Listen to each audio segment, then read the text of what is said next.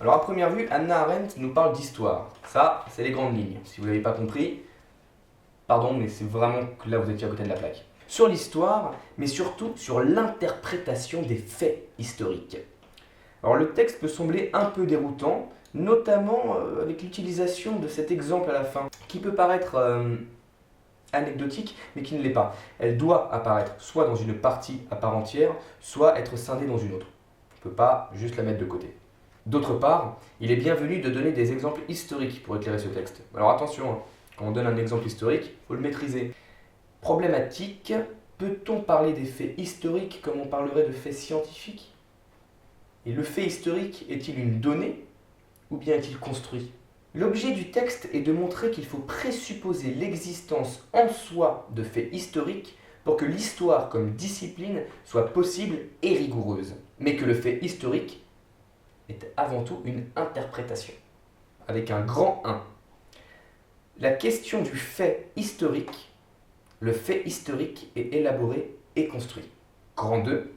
Cependant, cette constatation ne doit pas détruire la notion de fait historique. Grand 3. Exemple historique. La question que pose cette première partie est de savoir si on peut appeler faits des événements historiques, qui ne sont plus puisqu'ils sont passés, et qui ne sont pas réellement constitués en tant qu'objet présent et manipulable. On parle d'un événement qui a eu lieu, voilà, il n'est pas palpable, il n'est pas présent, on en parle. Il semble que le fait historique soit dépendant de l'opinion de celui qui dit l'histoire et de l'interprétation que tel ou tel historien fera du fait ou du document. Les faits historiques ne sont pas des datas, des faits bruts que nous ferions que constater. Ce ne sont pas des phénomènes tels qu'ils se présentent en sciences physiques, par exemple. Le fait historique est indissociable de l'historien, en gros. Voilà. L'historien doit lier le fait à la trame générale qu'il construit lui-même. On a vraiment cette idée de subjectivité du fait historique. Grand 2. Cependant, cette constatation ne doit pas détruire la notion de fait historique. Alors oui, il y a une interprétation du fait historique. Mais il y a également un fait en soi. Il s'est passé quelque chose. La prise de la Bastille, quelle année? Voilà, sauf que ce n'était pas la question aujourd'hui. Mais bon, la prise de la Bastille, c'est un fait. Maintenant, un historien va nous parler de la prise de la Bastille. Qu'est-ce que c'est? Pourquoi? Dans l'agencement? Là, on a la subjectivité de l'historien. Hannah Arendt met en garde contre la conclusion possible de ce qui a été dit plus haut. Il serait possible d'en déduire qu'il n'existe donc pas de réalité factuelle, qu'il n'y a pas de matière comme elle l'affirme. Dire que le fait historique est une construction ne doit pas détruire la notion de fait, car la conséquence serait problématique même si le problème est bien réel. En effet, si l'on disait que les faits n'existent pas, alors on peut dire tout et n'importe quoi. Le discours historique perd toute prétention à l'objectivité. Il serait même possible de manipuler les faits, c'est-à-dire de réécrire l'histoire pour la faire coller à une certaine idéologie. Ça c'est déjà vu et ça c'est très dangereux. On a une frise, on a des faits, on s'y tient. Si on fait le contraire, c'est ce qu'on appelle du révisionnisme, même du négationnisme. C'est pas la question, mais c'est important de le savoir. Il ne faut pas confondre la façon dont chaque époque, par exemple chaque génération, écrit l'histoire et le fait de réécrire l'histoire. Par exemple, au milieu du XXe siècle, on voyait les Gaulois avec une certaine image. On les voyait avec un casque, avec des cornes dessus. Aujourd'hui, maintenant, on sait que ce n'est pas le cas. Donc nous, aujourd'hui, contemporains, on sait qu'ils n'étaient pas comme ça, donc on les visualise différemment.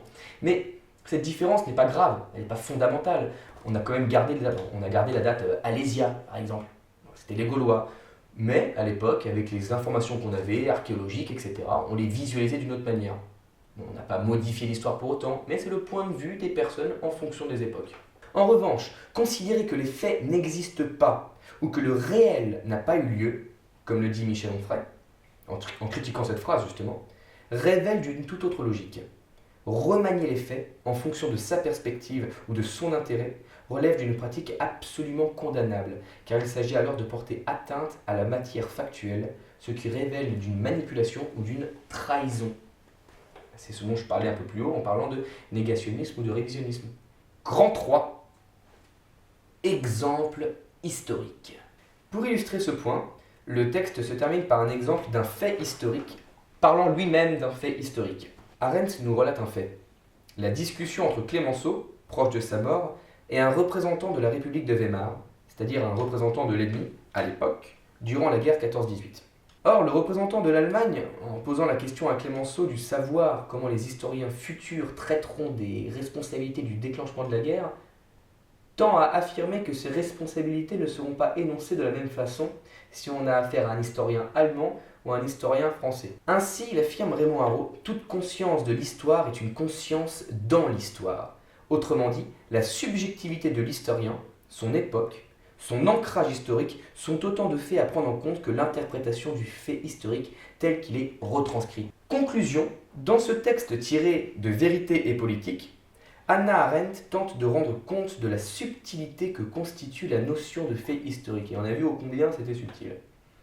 Sans être un objet précis, le fait historique ne peut pas être nié au risque de pouvoir dire tout et son contraire et d'utiliser la reconstruction du passé de manière idéologique. On essaie de se préserver justement de ce grand danger. Pour autant, un fait est une élaboration subtile et complexe, puisque dans le travail de l'historien, tout est à construire. Par exemple, 1967, date super importante, ben oui, réconciliation entre la Hongrie et l'Autriche. Ben voilà, mais c'est également la sortie du premier Super Mario.